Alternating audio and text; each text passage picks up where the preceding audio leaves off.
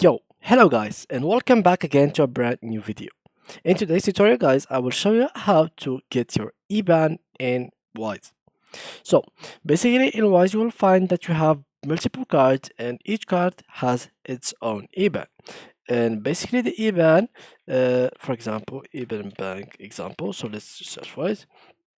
So the IBAN is basically this thing, which is you find in your bank if you had any bank accounts.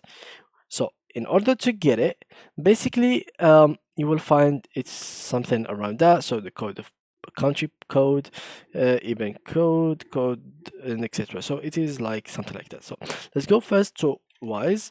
It depends on you if you have it on your PC or on your phone. So for me, for example, I have it on my PC.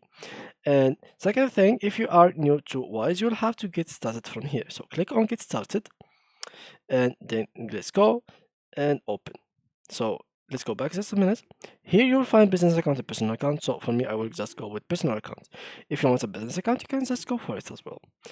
Here we click on open, and here you should fill all of these informations with exact correct information that you have in your ID card or passport card or license driver or driving license, because later after this step directly they will ask you for a face recognition picture and license ID, or like driving license, or like a passport, to make sure that each information you have put it in here are correct.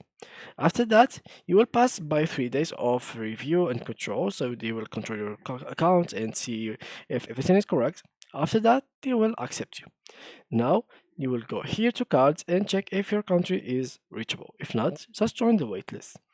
Now, let's say that your country is reachable. So basically what you have to do is just click on your card, and after you click on it, you will find the IBAN detail down below.